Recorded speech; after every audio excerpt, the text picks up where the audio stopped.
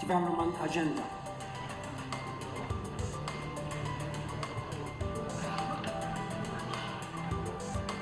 In December 2013, UNIDO member states adopted the Lima Declaration, which focuses on inclusive and sustainable industrial development. This declaration will shape the future operations, spirit, and directions of UNIDO for many years to come.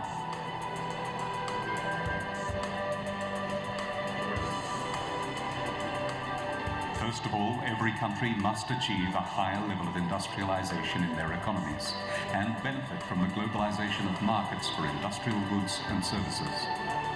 No one should be left behind in benefiting from industrial growth, and prosperity should be shared among women and men in all countries. Broader economic and social growth must be supported within an environmentally sustainable framework.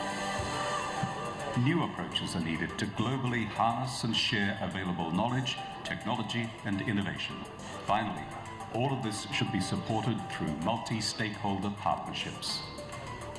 The world needs inclusive and sustainable industrial development to do its part in seizing the moment and contributing to the common good. All right. Thank you very much. It's once again a great privilege to be part of the UNIDO Forum on Sustainable and Inclusive Industrialization. Now, the first forum focused on strategy and policy. This forum is on leveraging the power of partnerships for inclusive and sustainable industrialization. I can honestly say sincerely, it is a great privilege to be with all of you who are so committed to this process and so committed to try and transform the lives of so many to eradicate poverty through industrialization, which is sustainable and inclusive. There is an old African saying which goes like this: if you go alone, you can go fast. But if you go together, you can go far.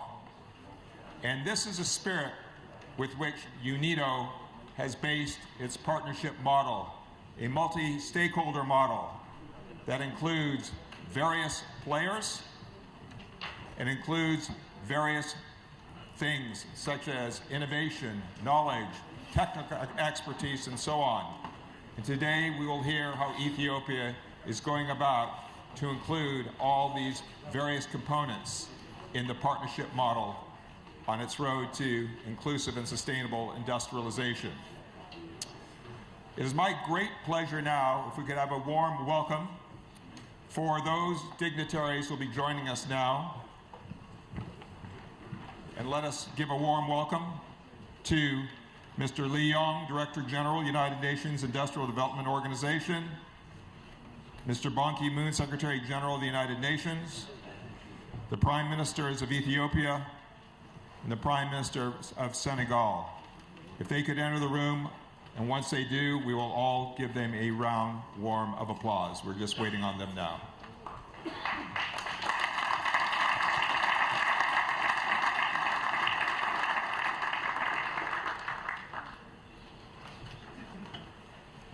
We're just warming up. They will be here in a moment. They will be here in a moment. All right?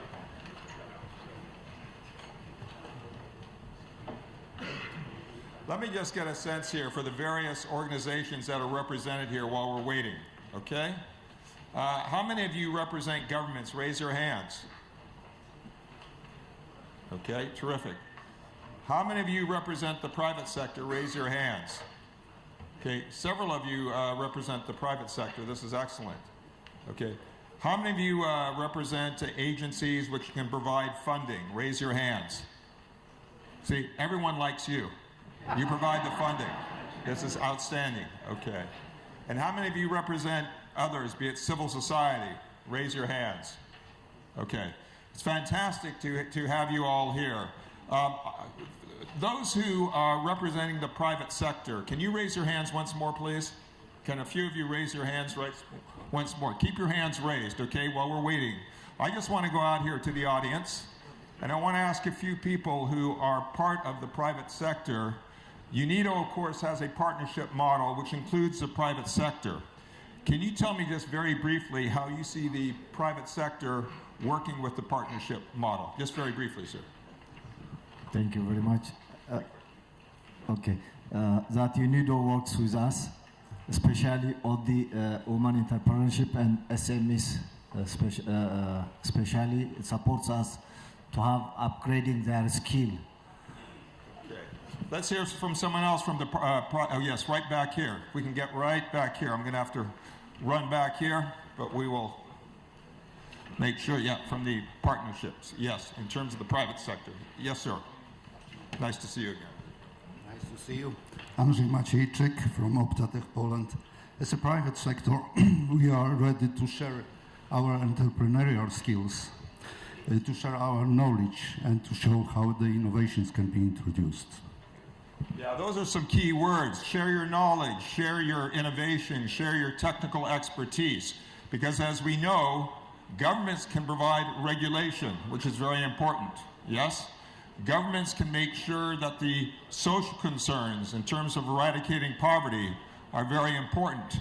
But as we just heard, the private sector is very important in terms of sharing its innovative ideas, its technical expertise, and its knowledge. So all these things are part of inclusive and sustainable development. All right, let's hear from a few other people. Who here represents a government sector? Raise your hand. Who represents a government sector? Okay, we have the government sector represented right here. Let me ask you very quickly, I'll go right back here. Okay. How you see the UNIDO partnership model helping you in terms of your goals for inclusive and sustainable development, sir? Well, I'm from Mexico. I'm from the Minister of Energy of Mexico. We are very interested in these processes of innovation and industrialization, and how to get together also with the people communities in Mexico. Fantastic. And I have my good friend Mr. Lin here, of course, the former head of the World Bank, who is now back in his home country. Mr. Lin, very quickly, we're going to hear from you tomorrow, but you know a lot about the UNIDO partnership model. I know you're a strong believer in it. Give us just two quick thoughts in terms of why you think this can work so well. Well, we are on the same journey to climb the mountain up to the high income status. And in this process, certainly it's good to have partners to work together, to share the experiences, and to strengthen each other's, inspiration and efforts. And one of the things you noticed when you were president of the World Bank, of course, was that these type of multi-stakeholder approaches can be very effective in terms of eradicating poverty, correct? Well, I have to say the experiences and the empirical evidence show they still have a lot of room to improve, and I think UNIDO can contribute to that. So as you've just heard, UNIDO can give a very positive contribution to try to eradicate poverty, and it's very important that they do so. Okay. All right, I'm told we have a few more minutes. I'd like to get the thoughts of some others. Let me hear from somebody from a developmental financial agency. Who's here from either the World Bank or the ICI? Anyone here from a developmental financial agency? Raise your hands. Anyone here? Okay, terrific. We've got a couple people right back here. So we've already heard from the private sector about innovation, about knowledge, about technical expertise. We've heard from some government officials, and we have some people here from some of the financial agencies. Governments, these are the people you want to befriend. They have the money. They can make it happen for you, all right? And it doesn't happen without the money. Yeah? Okay. Sir. Hi, I'm Guang Chen, Country Director of the World Bank in Ethiopia. I think money is important, but it's not the only tool. I think in the World Bank also want to position ourselves to bring in global knowledge about sustainable industrialization in our client countries, in addition to financial support. And I'm going to talk a bit about what we're doing in Ethiopia in the afternoon. That's fantastic. And the partnership model that UNIDO has created is actually a very good basis to make sure whatever money is spent in an effective way and that has an end result that is measurable. That's correct. And that's in fact in Ethiopia, we actually partner with UNIDO in pursuing this in a pilot basis. Okay, and we're going to hear a lot about Ethiopia today. And of course, Ethiopia has 3 industries that they're targeting. The leather industry is one, textiles is another, and agricultural related products is another issue as well. So 3 key industries. And then tomorrow we are going to look at Senegal as another case study how this partnership model can work. All right. How many of you are using industrial parks in your own countries right now as a means to trying to build employment? Raise your hand. How many of you are using industrial parks? How many of you have industrial parks in your own countries? Sorry. How many of you plan to use industrial parks? Raise your hands. Okay. Yeah, see a hand going up right back there. When we met in June, one of the key components to helping to build inclusive and sustainable industrialization were these industrial parks. Now, ladies and gentlemen, entering now are Mr. Lee from UNIDO, Mr. Ban Ki-moon. Let's have a very warm round of applause for all of them. The Prime Ministers of Ethiopia, the Prime Ministers of Senegal.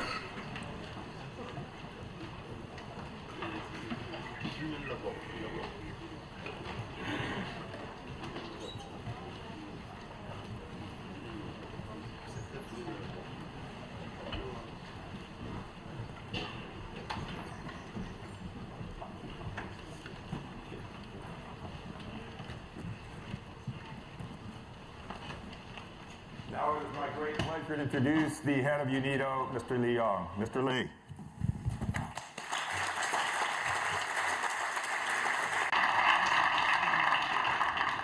Opening remarks, please. Thank you.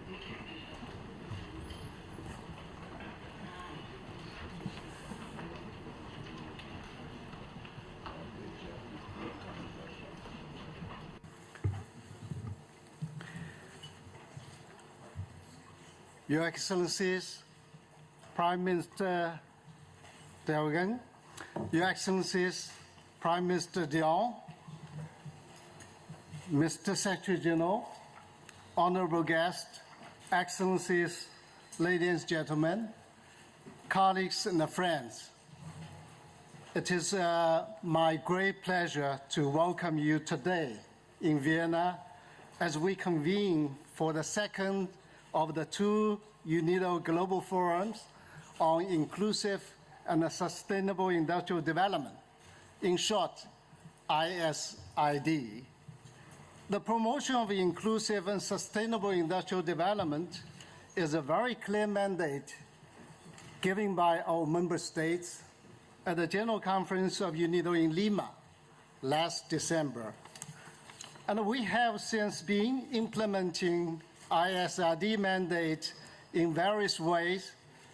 A few months ago in June, we convened here in Vienna the first ISID forum, which was aimed primarily at the government officials and the key policymakers to provide them with the opportunity to exchange views on policies and instruments towards ISID and offer concrete testimony of what has worked in one country and could inspire another.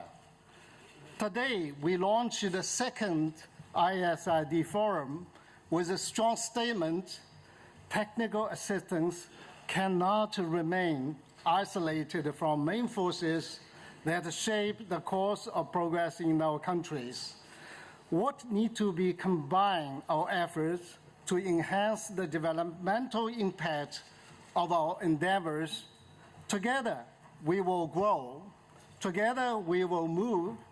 And the partnership will make us stronger. And I see the representatives of government, bilateral and multilateral development agencies, sister agencies of the United Nations system, and the private sector, NGOs, and academia. As we all assemble here in Vienna for the next 2 days, we will collectively discuss and advance UNIDO's new partnership approach to technical cooperation in realizing UNIDO's ISID mandate. Thank you all for coming here today. I'm honored that you, the participants from across the globe, from the variety of fields and institutions, have accepted my invitation to come here today. And to advance our commitment, we will focus on during these 2 days on 2 concrete applications of country partnership. In Ethiopia, in Senegal, therefore, I'm especially honored to welcome the Prime Minister of Ethiopia, Her Excellency Mr. Deslan, and also Prime Minister of Senegal, Her Excellency Mr. Dion.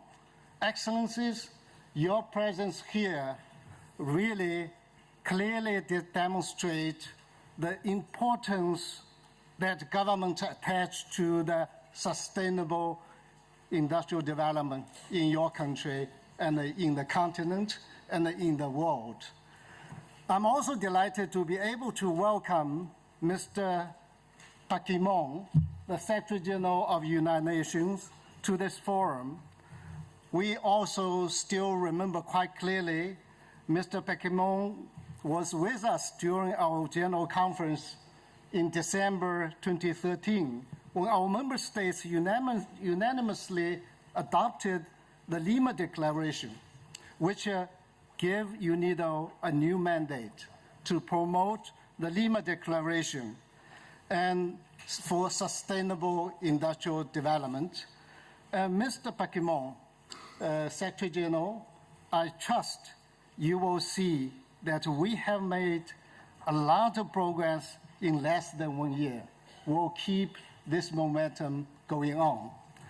Honorable guests, excellencies, ladies and gentlemen, the diversity of participants this morning represents that might be called multi-stakeholder attendance. And this multi-stakeholder attendance confirms both the relevance and the interest in our new partnership approach. I hope that over the next 2 days, we will be able to develop from this multi-stakeholder attendance to multi-stakeholder partners, and between the trusted partners as we seek to scale up investment for industrial development. Industrialization is certainly one of these complex challenges. For industrialization to take off, a number of things must happen at a more or less the same time. Policy should be supportive, business environment should be reasonable, conducive, and capital should be created, technical managerial skills should be strong, infrastructure should be put in place, trade logistics should be available in the end, prices should be competitive, preferably in the world market, but at the very least in the domestic market. As you can tell, industrialization is not a one-man show or one country show. It requires many actors, each contributing in its own distinctive way. The focus of our forum will be the new pilot partnership programs for inclusive and sustainable industrial development in Ethiopia and Senegal. We have taken the concrete situation in both countries into account, and we have identified a number of strong partners in both countries. And based on what we have learned, we have designed the two programs for country partnerships. We will provide a platform to present our contribution, as well as the contribution of our partners, to support Ethiopia and Senegal's industrialization process. This main thrust behind the proposed partnership approach and its business model is the mobilization of partners and their resources to synergies with UNIDO's technical cooperation, all with aim of helping accelerating the recipient countries' industrial development. And honorable guests, excellencies, ladies and gentlemen, I would say that these two pilot programs for country partnership mark the beginning of a larger, more comprehensive, and a more ambitious approach on how UNIDO undertakes technical cooperation with and for member states to support their industrialization agendas. Together with our partners, we will finalize the planning of the partnership country program based on the inputs we received in this forum. Initiating, coordinating, and the implementation of partnership program will be a big challenge. And we count on the governments of Ethiopia and Senegal to lead this process, to coordinate all partners, and to drive the process. UNIDO is fully committed to supporting the government of Ethiopia and Senegal in implementing the two pilot programs. Honorable guests, excellencies, ladies and gentlemen, we have been working on a global development setting defined by the Millennium Development Goals for the last 15 years. The MDG have led to a great achievements in poverty reduction, but large populations are still struggling for real change. If we want to achieve the necessary scale of development, we have to explore the full potential of inclusive and sustainable industrial development. We have to strengthen productive capacity, and we have to build enterprises and industries. So we have to reach out to farmers, enterprises, entrepreneurs who are so eager to make change in their lives, and promote economic diversification and structural transformation based on adding value to the natural resources to those countries who are committed to become middle-income countries in next centuries, next decades. Therefore, I say we must work together. We must take advantage of the strength of all partners. We must work cleverly, and we must make the most of limited resources at our disposal. I strongly believe that the benefit of the partnership approach will increase both the impact of the resources member states have placed with trust in our organization, as well as the impact of the interventions of our partners. And furthermore, lots of business opportunities will be created for the private sector, for SMEs. This forum presents a transformative opportunity. Together, we can achieve industrial sustainable development for all. I wish the forum many fruitful discussion and a great success. Thank you so much.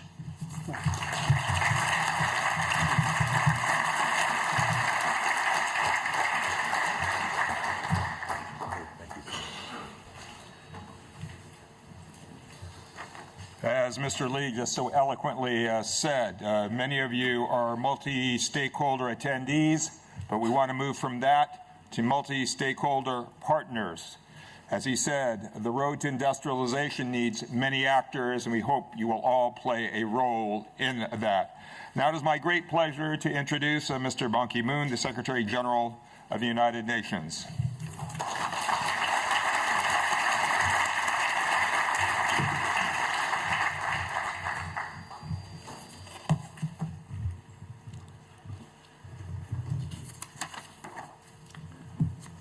Your Excellency, Mr. Haile Mariam Desalegn, Prime Minister of Ethiopia, Your Excellency, Mr. Mohamed Dione, Prime Minister of Senegal, Mr. Lee Yong, Director General of UNIDO, Excellencies, ladies and gentlemen, I'm pleased to participate in this forum. I thank UNIDO for hosting this important forum. I especially welcome this chance to meet with representatives of government, the private sector, financial institutions, and other partners to explore how we can better work together for our common goals. The United Nations is dealing with many emergencies, conflicts, human rights abuses, and now the Ebola crisis. These are daily reminders that our world is interconnected and that we have to join forces for our shared future. That is why United Nations is not just coping with the daily crisis. We are also addressing their underlying causes, including poverty and environmental degradation. The overarching imperative for our planet's future is sustainable development. We meet on the eve of an important year. 2015 is the moment to agree on a new development framework. We have a vision of a just world where resources are optimized for the good of people. A world where we do not exploit our environment for immediate gain, we protect it for generations to come. A world of health and literacy so people can reach their potential. A life of dignity for all. Inclusive and sustainable industrial development can drive success. Ladies and gentlemen, I see 4 main areas for our common action. First, on economic transition. This forum is already generating results on higher value products. I understand that partners working in Ethiopia and Senegal have agreed here to provide support to farmers and food processors. This will mean better nutrition for people and nations that are more resilient to food crisis. But to trigger large-scale transformation, we need to encourage economies to expand from farms to factories. The agricultural sector can generate jobs in light manufacturing industries like food processing. Those industries can be labor-intensive, leading to more jobs. More jobs and higher employment mean greater social inclusion. Greater social inclusion leads to better security and lasting peace. Second, jobs for young people. The world now has the largest ever number of young people in history. They are full of energy and ideas, but nearly 75 million young people face unemployment. Without hope for decent work, they are vulnerable to extremist ideologies, drugs, and crime. But with the right opportunities, these young people can make great contribution for sustainable development. They can pioneer new industries that create even more jobs in the future. Third, climate change. The climate challenge presents another opening for inclusive and sustainable industrial development. Smart governments and investors are exploring innovative green technologies that can protect the environment and achieve economic growth. For industrial development to be sustainable, it must abandon old models that pollute. Instead, we need sustainable approaches that help communities preserve their resources. Excellencies, ladies and gentlemen, I'm coming from Copenhagen, where I launched the 5th assessment report for the leaders for policy recommendations for leaders. This fifth assessment report by IPCC has made it again clear with greater certainty, without any ambiguity, that climate change is happening because of human influence. If human influence has caused climate change phenomenon, then answer is clear, that it's a human being who has to address this one. The report, based on scientific research by thousands of world-class scientists, made it quite clear. It's very alarming. If we do not take action, we may have to regret for our future generations, for our planet Earth. Encouragingly, they also suggested that there is a way for us to do. If we take today, immediately now, decisively, there is a way for us to avert this disaster for humanity. I hope that we all change our model. As I said, solutions-based economic model. That is what we are now discussing. Inclusive, sustainable industrial development. Let me go back to fourth suggestions, responsible business practices. Companies have the power to foster social inclusion through their workforce policies. They can gain an enormous boost by joining the United Nations Global Compact initiative.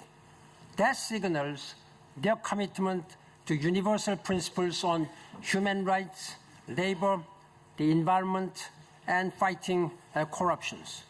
The United Nations Global Compact is now comprising more than 8,000 world-class business entities.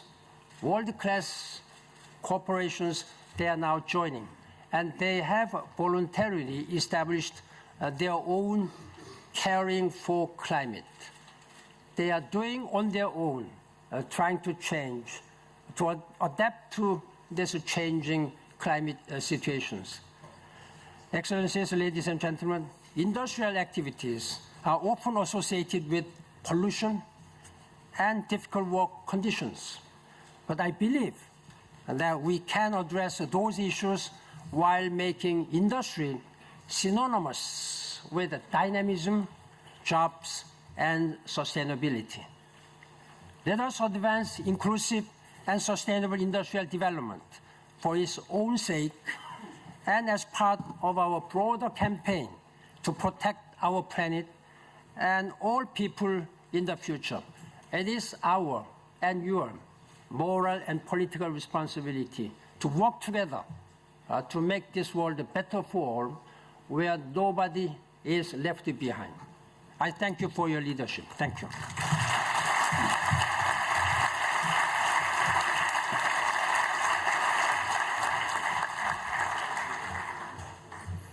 Thank you, Mr. Secretary General, including your 4 areas for common action, higher value-added products, as well as creating jobs for young people so desperately needed, as well as sustainable technologies and best practices in the workforce. Now it is my great pleasure to hear the opening remarks of His Excellency, the Prime Minister of Ethiopia, Mr. Desalegn, please.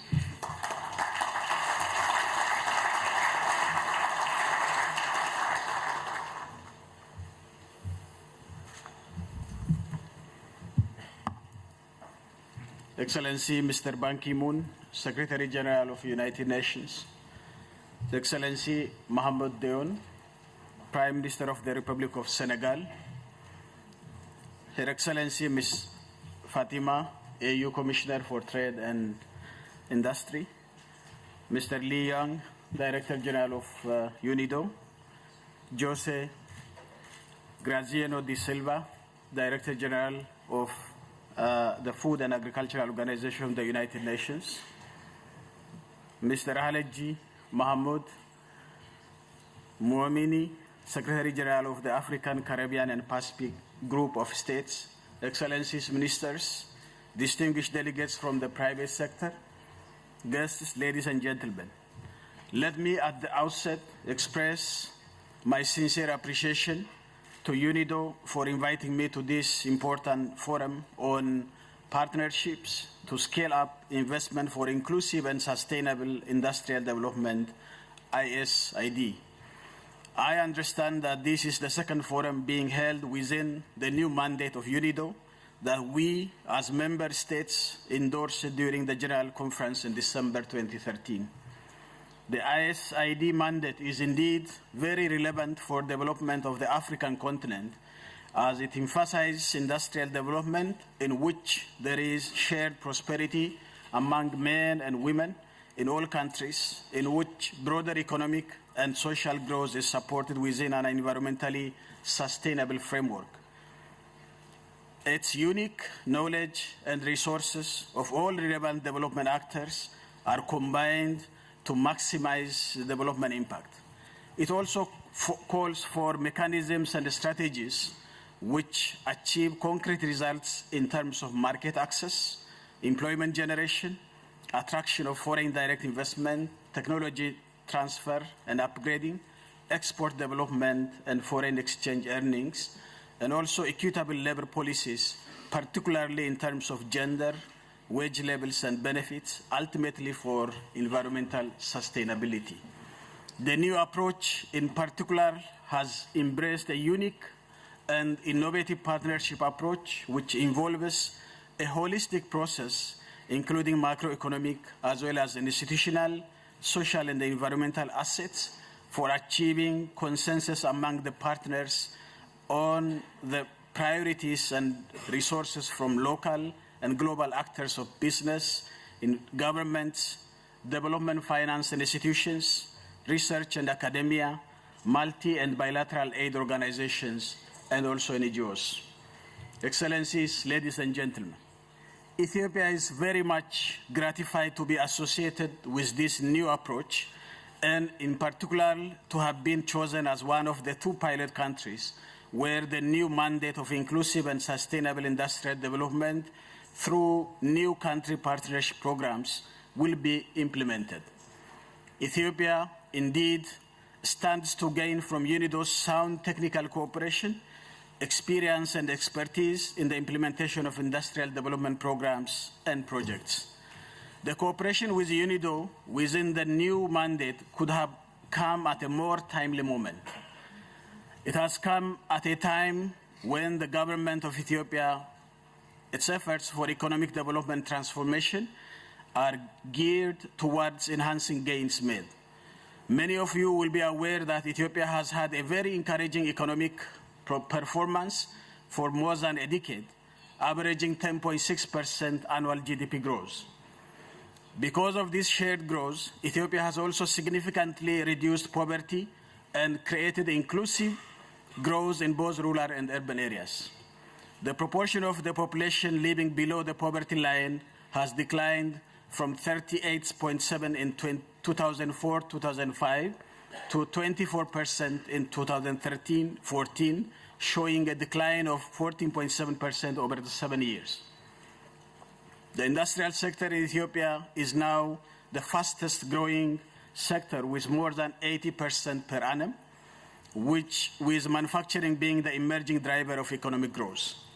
Industry, along with robust agricultural transformation, a strong democratic rule, good governance, and social justice, is also expected to continue to be the main contributor to play a central role in Ethiopia's vision to become a middle-income country by 2025. As you may well know, Ethiopia is a predominantly agrarian economy where subsistence farming has been slowly transforming into commercial farming. My government was fully cognizant of the need to chart a path to growth and development that fully takes of the need, the reality on the ground, hence its decision to embark early on the path of agricultural development-led industrialization.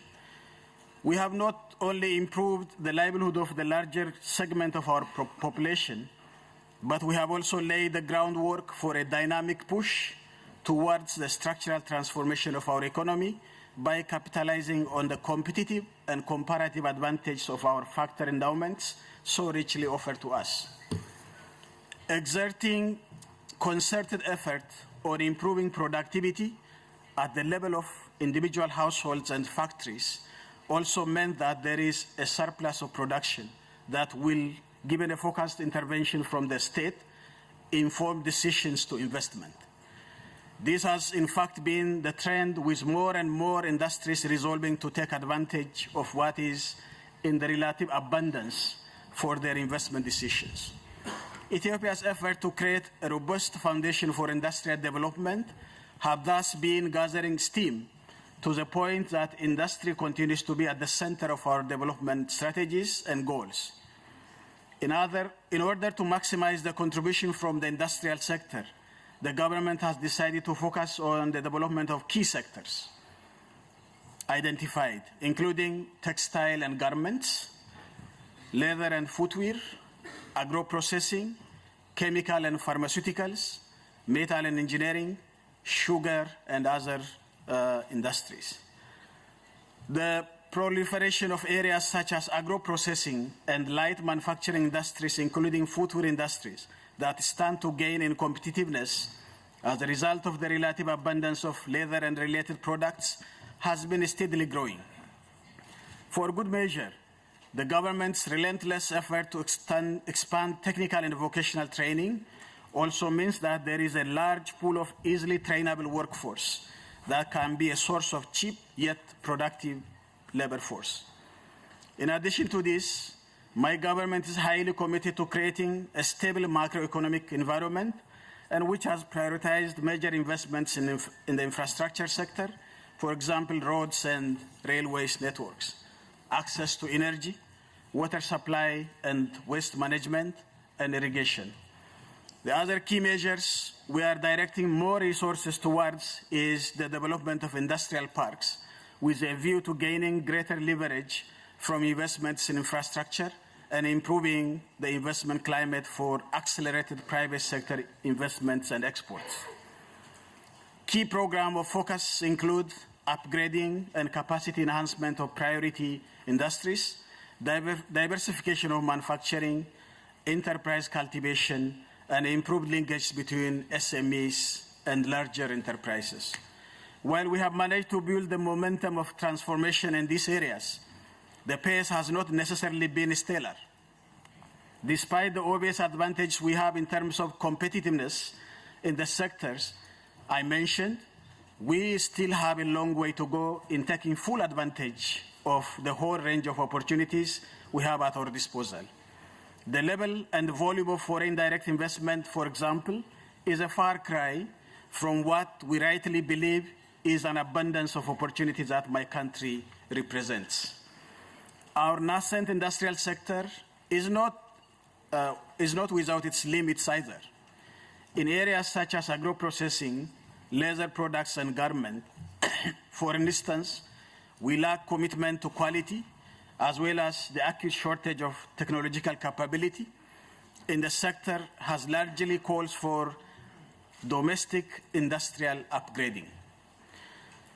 Our efforts to build industrial parks, while encouraging, also suffers from similar challenges of either lack of finances or exposure or both. Through all this, we need partnership that will help us build on our successes, however limited, and address the myriad challenges we continue to face. In order to achieve maximum and meaningful impact of its intervention, the Ethiopian government is striving to enhance a partnership model that aims at bringing together a variety of stakeholders to focus on key selected areas such as those mentioned before. In this regard, in order to leverage different capabilities from across the globe, Ethiopia is increasingly engaging with different partners and countries, including the emerging nations like China and India, and developed countries from the East, Korea, Japan, Singapore, and other Asian countries, and Turkey and Brazil, to mention but few. That's why I would like to take this opportunity to call upon all of you to join hands with us as we embark on the implementation of an innovative country partnership program for industrial development. This will hopefully create opportunities to further enhance foreign direct investment, help upgrade domestic industries that have distinct competitive and comparative advantage on account of the very attractive offers we have on the table, and contribute to the realization of the bold vision we have set ourselves. Needless to say, this is yet another reason why we look forward to achieving a lot from forums such as this one. As I conclude, I would like to once again express my gratitude to UNIDO, and I look forward to productive deliberations and outcomes of this forum. I thank you for your kind attention.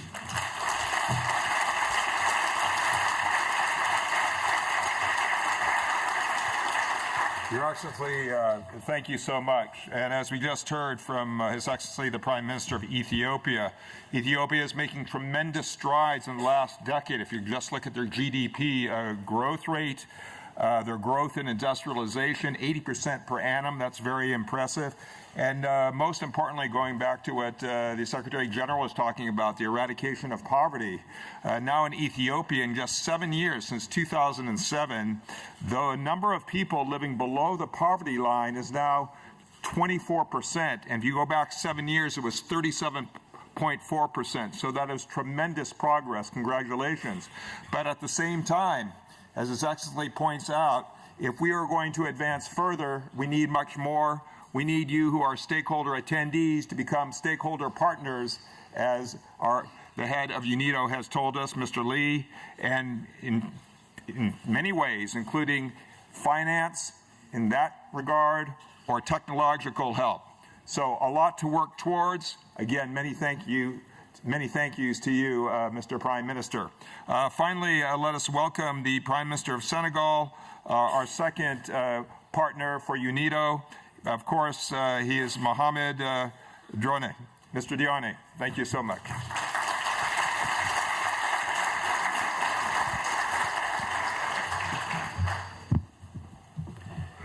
Excellence, Monsieur Haile Mariam Desalegn, Premier ministre d'Éthiopie. Excellence, Monsieur Ban Ki-moon, Secrétaire général des Nations Unies. Monsieur Lee Young, directeur général de l'ONUDI, Excellence Madame Fatima Assil, commissaire pour le commerce et l'industrie à la Commission de l'Union africaine, Monsieur Alhaji Mohamed Moumouni, secrétaire général du groupe des États d'Afrique, Caraïbes et du Pacifique, Mesdames, Messieurs les ministres, Mesdames, Messieurs, en vos rangs et qualités. Je voudrais tout d'abord exprimer au nom de son Excellence Monsieur Macky Sall, Président de la République du Sénégal, nos salutations à tous et nos remerciements à l'ONUDI pour avoir choisi le Sénégal comme un pays pilote pour la mise en œuvre de la nouvelle approche de l'ONUDI vers un développement industriel, inclusif et durable. Je veux citer ISID. Je remercie l'ONUDI également pour sa sollicitude à notre égard, pour son assistance à notre pays, le Sénégal. De la visite de M. Lee Young au Sénégal en mars 2014, son premier voyage de l'année 2014 en Afrique, quelques mois après l'adoption de la déclaration de Lima en décembre 2013 et quelques semaines après l'approbation à l'unanimité par la communauté internationale du plan Sénégal émergent, aux missions de sensibilisation et technique qui s'en sont suivies ces derniers mois, nous pouvons mesurer l'ampleur des efforts consentis par l'ONUDI pour être à nos côtés dans la perspective de l'agenda post-2015. Pour ce qui me concerne, je suis très honoré d'être ici aujourd'hui dans le cadre de ce deuxième forum ISID sur les partenariats en vue d'accroître les investissements pour un développement industriel, inclusif et durable, à la tête de la délégation du Sénégal, mon pays, qui à son tour est venu présenter et soutenir son programme ISID de partenariat pays. Je suis d'autant plus honoré qu'il y a moins d'1 an, je participais ici même avec le staff de l'UNIDO, dans ces lieux, aux préparatifs de la conférence générale de l'UNIDO de décembre 2013, qui a vu l'adoption de la déclaration de Lima consacrant le renforcement du mandat de l'UNIDO vers un développement industriel inclusif et durable. Et bien avant que le président de la République du Sénégal, M. Macky Sall, ne m'appelle début mars pour me nommer à ses côtés comme ministre auprès du président de la République en charge du plan Sénégal émergent. Je participais ici avec le staff de l'UNIDO et en tant qu'aussi staff de l'UNIDO, ici même donc à Vienne aux discussions relatives à l'opérationnalisation de la nouvelle approche ISID. Ce positionnement privilégié dans le temps et dans l'espace, au cœur des mutations profondes, tant au sein de l'UNIDO que dans mon pays, a fortement milité pour que je conduise personnellement la délégation du Sénégal, afin de signifier avec emphase la pertinence de la nouvelle approche de l'UNIDO au regard des ambitions d'émergence de mon pays. Le Sénégal fait face à des défis critiques qu'il entend relever en créant les conditions qui lui permettent d'assurer durablement une croissance soutenue de son économie. Les indicateurs socio-économiques nous enseignent que les efforts fournis jusqu'à présent doivent être poursuivis sans relâche, avec plus d'efficience et d'efficacité pour créer un environnement propice à une vie meilleure pour les populations en termes de bien-être et de créativité. Entre autres, les taux de croissance de l'économie de 3,5% seulement, j'allais dire en 2013, et de 4,5% escomptés pour 2014 sont certes relativement appréciables par rapport à la tendance qui a prévalu entre 2008, date donc des grandes crises, crise financière, crise du secteur de l'énergie, crise également du secteur de l'agriculture, donc entre 2008 et 2012. Mais ces performances restent en deçà des taux nécessaires pour impulser un changement substantiel des conditions de vie des populations sénégalaises.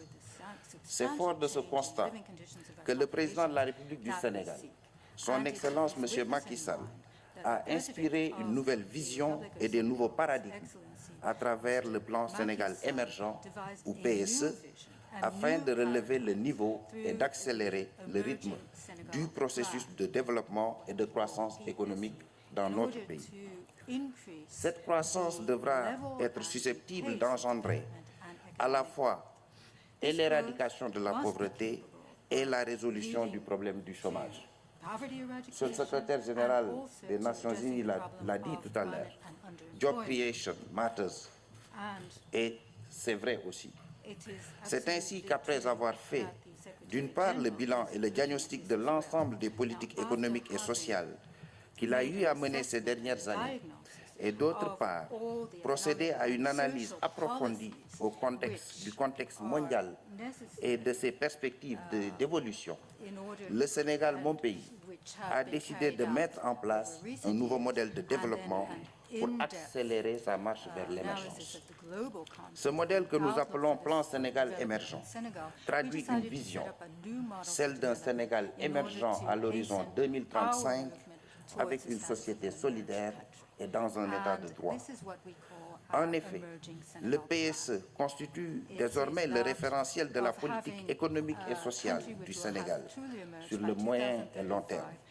Il bénéficie d'un large soutien des partenaires techniques et financiers et des investisseurs tant privés qu'internationaux, support qui a été exprimé lors de la réunion du groupe consultatif pour le Sénégal tenue à Paris en février 2014. Mesdames, Messieurs, ce modèle traduit une vision et des ruptures qui permettent d'inscrire le Sénégal sur une trajectoire de développement inclusif et durable. Ces ruptures se traduisent par des actions hardies pour relever le niveau et accélérer le rythme de notre croissance économique, stimuler la créativité et l'initiative privée. les orientations stratégiques qui guident les initiatives à prendre pour traduire cette vision en actions et résultats tangibles pour le bénéfice des populations sénégalaises s'appuient notamment sur 3 axes. Premier axe, une transformation structurelle de l'économie à travers la consolidation des moteurs actuels de la croissance et le développement de nouveaux secteurs créateurs de richesses, d'emplois, d'inclusion sociale et à forte capacité d'exportation et d'attraction des investissements. Cet axe s'inscrit dans une option de développement plus équilibré, de promotion des terroirs et des pôles économiques viables afin de stimuler le potentiel de développement sur l'ensemble du territoire. Deuxièmement, deuxième axe, j'allais dire, une amélioration significative des conditions de vie des populations, une lutte plus soutenue contre les inégalités sociales, tout en préservant la base de ressources et en favorisant l'émergence de territoires viables. Troisième et dernier axe, le renforcement de la sécurité, de la stabilité et de la gouvernance, de la protection des droits et libertés, de la consolidation de l'état de droit, afin de créer les meilleures conditions d'une paix sociale et le plein épanouissement des potentialités. Ces 3 axes s'inscrivent dans la dynamique du choix prospectiviste d'un horizon temporel de 20 ans, c'est-à-dire une génération. Mesdames, Messieurs, le PSE est réalisé à travers un plan d'action prioritaire qu'on appelle, nous, le PAP, quinquennal, adossé aux axes stratégiques que j'énonçais tantôt, aux objectifs sectoriels et aux lignes d'action de cette stratégie. Ce PAP se décline à travers des projets et programmes de développement inscrits dans un cadre budgétaire sur la période 2004-2008. La mise en œuvre diligente des réformes clés et de ces projets du plan d'action prioritaire devrait permettre d'atteindre un taux de croissance annuel moyen de 7,1% sur la période 2014-2018, de réduire le déficit budgétaire de 5,4% en 2013 à 3,9% en 2018. Le déficit du compte courant serait ainsi ramené sous la barre des 6% en 2018 et le taux d'inflation mesuré par le déflateur du PIB resterait en dessous du seuil communautaire fixé à 3% pour l'Union économique et monétaire ouest-africaine. Pour atteindre les objectifs du PSE, le gouvernement est pleinement conscient de l'impératif de réunir les conditions préalables et les fondements de l'émergence liés au règlement de la question vitale de l'énergie, à la mise en place aussi d'infrastructures de dernière génération pour le soutien à la production, à l'amélioration de l'environnement des affaires, au renforcement du capital humain ainsi qu'à la satisfaction des besoins de financement de l'économie. Tout ceci couplé à de fortes capacités d'impulsion de l'État et un leadership affirmé. C'est dans ce sens que d'autres réformes seront menées d'ici 2016 qui porteront en particulier sur l'automatisation des procédures administratives, par exemple, la mise en place d'un dispositif fiscal et juridique incitatif et simplifié, l'amélioration de la compétitivité des facteurs de production et la promotion de l'investissement à fort impact. Eu égard aux avantages comparatifs du Sénégal, la transformation de l'agriculture servira de fer de lance à celle de l'économie. Ainsi, l'industrie figure en bonne place parmi les 6 leviers de la transformation de la structure de l'économie. Je voudrais également signaler notre souhait de positionner le Sénégal comme hub logistique et industriel régional à travers notamment le développement de 2 à 3 parcs industriels de taille significative et la création d'un pôle manufacturier à haute valeur ajoutée. Mr. D.G. Lee, for that purpose, regarding the development of industrial park, allow me to recognize 2 of our friends, Professor Justin Lin, former Senior Vice President of the World Bank and lead economist, and also Mrs. Ellen Hyde for their strong support, engagement, and dedication to Senegal industrialization along with UNIDO. Mesdames, Messieurs, Monsieur le Secrétaire général, Monsieur le Directeur général, c'est dans ce contexte que le Sénégal a fait appel à l'assistance technique de l'Organisation des Nations Unies pour le développement industriel (UNIDO), dont le professionnalisme et l'expérience sont partout salués dans le monde. Dans ce dispositif, le rôle de l'UNIDO, avec qui mon pays a une longue histoire de coopération fructueuse, tant au niveau du développement du secteur industriel qu'au niveau de la promotion du secteur privé local, va de soi. Tout d'abord, par son mandat international de promotion du développement industriel et de la coopération industrielle dans les pays en développement et les pays à économie en transition, notre organisation, l'ONU, a accumulé une énorme expérience et généré des connaissances, méthodologies et outils fort utiles pour un pays comme le mien, le Sénégal. L'opérationnalisation de cette nouvelle approche ISID, basée notamment sur la création de synergies et une forte collaboration avec les institutions multilatérales, locales et bilatérales de financement pour le développement, permettrait de coordonner les actions collectives de développement et de coopération technique et de catalyser le rôle des partenaires au développement locaux, régionaux et internationaux afin de fournir les supports et compétences nécessaires et de recueillir les ressources requises pour l'industrialisation du Sénégal. Mesdames, Messieurs, encore une fois, je voudrais remercier au nom du président de la République du Sénégal, Macky Sall, et au nom du gouvernement sénégalais, je voudrais remercier l'ONUDI de nous avoir associés au processus de préparation de cette importante rencontre et de choisir le Sénégal comme pays pilote pour sa nouvelle approche en matière de développement industriel, inclusif et durable. Je vous remercie de votre attention.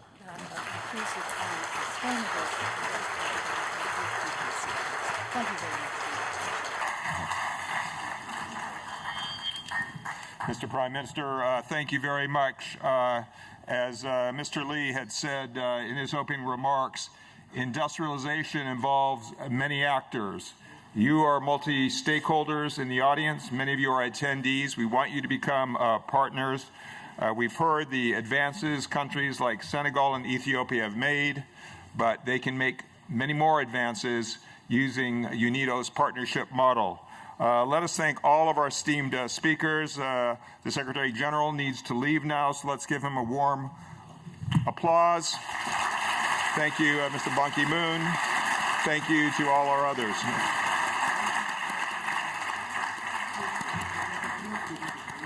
Thank you.